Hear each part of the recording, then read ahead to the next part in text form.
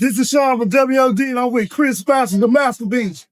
And you are watching WOD on the Boom broadcast. Let's go.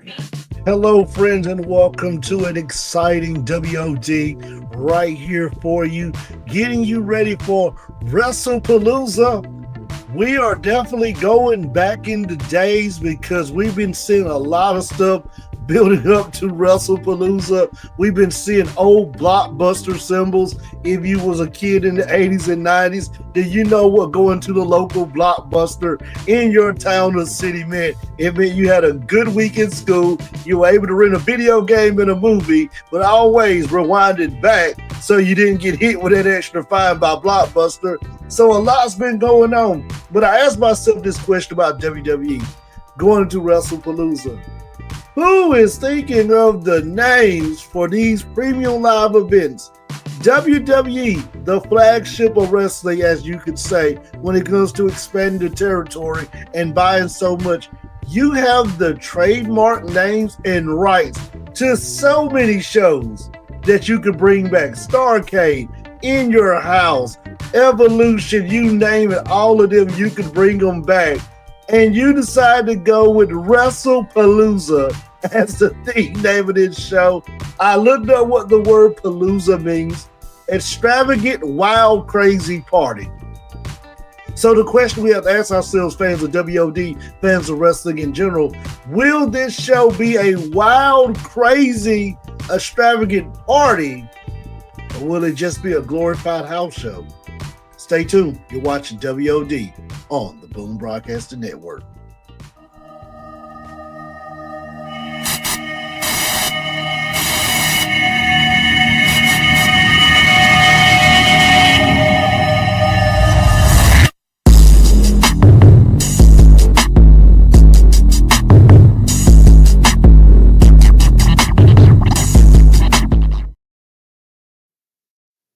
Welcome back, WOD friends, fans, and everybody watching right here for the prediction show.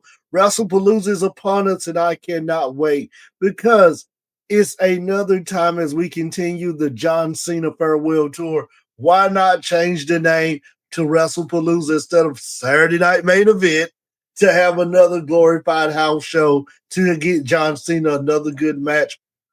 WWE has to knock it out of the ballpark with Wrestlepalooza. So a lot has to happen on this event because this is the first event off the Peacock era on the ESPN era, as WWE has left Peacock to go on ESPN to stream all their premium live events. So WWE has to knock it out of the ballpark on this show because people now are paying more than what we're paying on Peacock to get our premium live events. So will WWE knock it out of the park, or will we get a Wrestlepalooza stinker? Let's look at these matches we got on the card. It's only 5. One thing about WWE that we know is when they do 5 to 6 match cards, they tend to be 8 out of 10 premium live events. We judge a lot of them on the nightcap, on other shows. When they do 5 to 6 matches, they knock it out of the park. Can this be another one that's knocked out of the park? My first match I cannot wait for is for the vacant Women's World Championship. As you know, former champ Naomi Trinity Fatu had to relinquish the title due to find out she was pregnant. She is planning on coming back. We wish Naomi Trinity all the best success, her and Jimmy, on the path to the road to pregnancy, having the baby and all that stuff. Much love and flowers go out to Naomi and to Jimmy for that right there. But here's the question. Now you have Io Sky and Stephanie Valkyrie, 2 of the hottest baby faces on Monday Night Raw. Who do you go with right now? Do you go with Io, who everybody gets behind and gravitates to when she becomes a champ? Or do you go with the hottest trend in women's wrestling, who everybody has fell in love with, Mrs. Oh yeah, Shuggy Ducky Quack Quack, Miss Stephanie Valkyrie. My choice for this match is they're going to go with Stephanie Valkyrie and set up something to have a long title ring. I think this is kind of for her a blessing in disguise that Naomi had to drop the belt because I really did not want to see Naomi lose it to Stephanie. So having Stephanie win it without having to hurt Naomi really protects Naomi as she goes forward. It protects Stephanie because I didn't want to see Stephanie get a loss. Good match right here. Stephanie Valkyrie for the win. Now the next match, the tag match. Put the ones up. The Usos are reuniting versus Division, Bronson Reed, Braun Breaker. And where is Paul Heyman? He's like Waldo right now. We've been sitting with Seth, but it kind of makes me wonder, has Division broken up, Has Seth separated himself now because he's with Becky? What's going on with that? Those are the questions we got to answer. The Usos reuniting. So much going into this match. So many moving pieces. Who was Jay talking to on the phone? Jimmy told Jay 2 weeks ago, Oos, you're starting to sound like Roman when Jay said, we're going to line them all up. We're going to smash them. 1, 2, 3. He said, he's starting to sound like Roman. Don't see no Ula follow around your neck. Then you got the friction with Jay and LA Knight playing into this. Could this be the match that we see Jay take the pin and start a heel turn? Or will he continue to be main event? Jay, my prediction for this is the seeds are getting sprinkled. Bloodline heels are better than bloodline faces. Roman's gone. Roman's got to go film Street Fighter. He can come back as a heel when he films Street Fighter. Hey, it's so much can be done right now. I like heel bloodlines over face bloodlines. Usos lose. Jay takes the pin. Bloodline starts the heel turn one by one with Jay going heel first, Jimmy, Roman, and then the rest will follow. Give me the vision to win this match. Bronson Reed pins Jay. No, Braun Breaker, pins Jay. Now to our next match. You can't have a good Wrestlepalooza without a very good mixed tag match. Most time you mix tag matches are more what I call the filibusters, the fillers in the program, but not this one.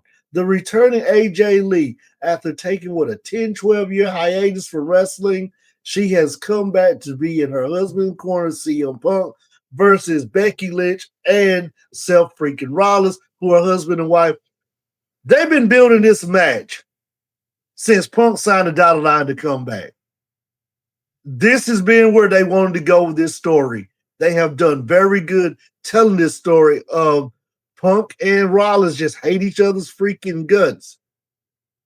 Rollins cost Punk the title. Say that 3 times fast. So this is going to be a good match. Wrestlepalooza, first time on ESPN. Want to make people happy who have not watched wrestling in a while. People know Seth Rollins. They know Becky Lynch. But for the older generation who may just say, hey, I got the out. Let's tune in and see what the heck's going on this show. Let's see what it's about. I haven't watched wrestling in a while. They're going to be able to gravitate to the CM Punk and AJ Lee because they're going to remember them from that generation era when they were watching very, very heavy and pretty much watching on a very much week-to-week basis. Punk and AJ win the match. Now, next match is for the undisputed WWE title, our champion Cody Rhodes versus Drew McIntyre. McIntyre's going to do good in this match, but McIntyre's not going to win. It's not McIntyre's time yet. Really think McIntyre needs to get back on Raw and go after that Monday Night Raw World Heavyweight Championship when you put it back on the face. This is not the match for McIntyre. Yes, I know he's on SmackDown. I know they want to do him in a Cody program for the next couple of months while Cody's in and out filming right now. Cody retains this title. But I would not be shocked if McIntyre beats Cody so that can free Cody up to go film Street Fighter. So then Cody can come back and chase McIntyre and win it back when he's done filming. Here's the question WWE has to ask themselves right now. Do we want to have Cody coming in and out? Or do we want our champion and the title on the champion who can be there every Friday night? Gonna be hard when Cody has to start filming Street Fighter. I'm picking Cody to win, but I would not be surprised if there's some outside interference, some way that Drew wins where it's not a clean win, gets the belt off Cody, so Cody can go film, so Cody can come back. I'm picking Cody. Don't be shocked if Drew McIntyre win. Now to our main event as we continue the John Cena farewell tour. We are in the month of September. We are down to October, November, December, and this is it. You will not see him no more. The door will be shut. You can't have a farewell tour without John Cena taking on one of his biggest rivals, Brock Lesnar. And I have enjoyed the farewell tour through the heel run, to the unexpected face turn that we just crapped out on this heel turn. It didn't go how it's planned. We're not going to go face. To all of that, I just enjoyed it. To me, Cena has really tried to dial the clock back every match, look more like the John Cena that I watched in my college years, that I watched my post-college years and my pre-adult years where I was working. They kind of try to look like that John Cena. He's trying to do more. You got Brock Lesnar. So it's going to pretty much be a quick match. Suplex, suplex, suplex. Suplex, suplex, suplex. You're going to get John Cena with the big shoulder tackle. The You Can't See Me 5-knuckle shuffle. Super AA, or either L5. It's going to be a fun match. It's going to be two guys. It's not going to be a Daniel Bryan versus Will Ospreay match. It's not going to be a technical match. It's not even going to be a Daniel Bryan Kenny Omega match. It's not going to be that. It's going to be exactly what it is, a glorified exhibition match between two guys. John, on his way out, wants to do a program with Brock. Brock kind of coming back in after all this stuff is kind of boiled down now where he can come back. Wanting to do a program with John in the farewell tour. So if you're going around looking for a 5-star match, looking for a Yoda Ospreay match, looking for a Kenny Omega Okada match for New Japan back in the days, this is not going to be it. This is just going to be a good, feel-good exhibition match to send everybody home with a smile. John Cena beats Brock. And Brock, it doesn't care if he beats Brock. Brock can take a loss. I know people say, well, why is Brock going to lose? You're going to kill Brock. Hey, guess what? Brock can take a loss. Brock's a part-timer. He's an attraction now. Cena's on the farewell tour out.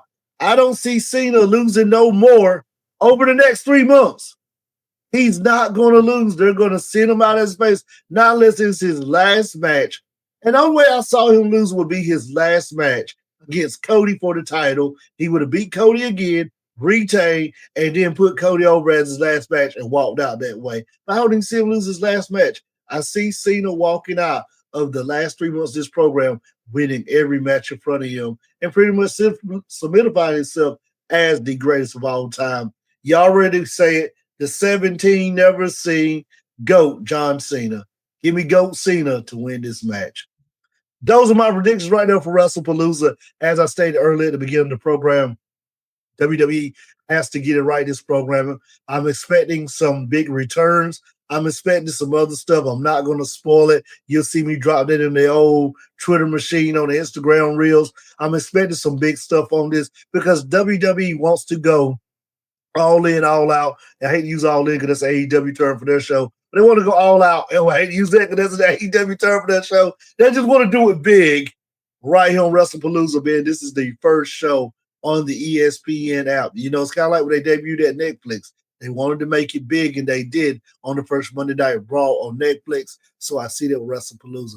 Those are my predictions. Don't forget, drop your predictions in the comment box. We have a great lineup of content coming on today.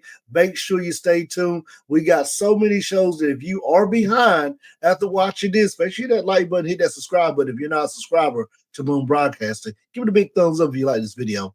But make sure if you're behind to go back and catch up on Dugout Debriefs, the Gridiron Address, Quick Hit, Dad and the Boys, Morning Brew, Cowboy Talk, Free from Deep, It Stinks, The Nightcap, everything on Boom Broadcasting. So many more shows. I can't name them all. But make sure you go back and catch up on all the great content we have on Boom Broadcasting. This is your boy, Shawn. I am out. I'll see you next week on WOD.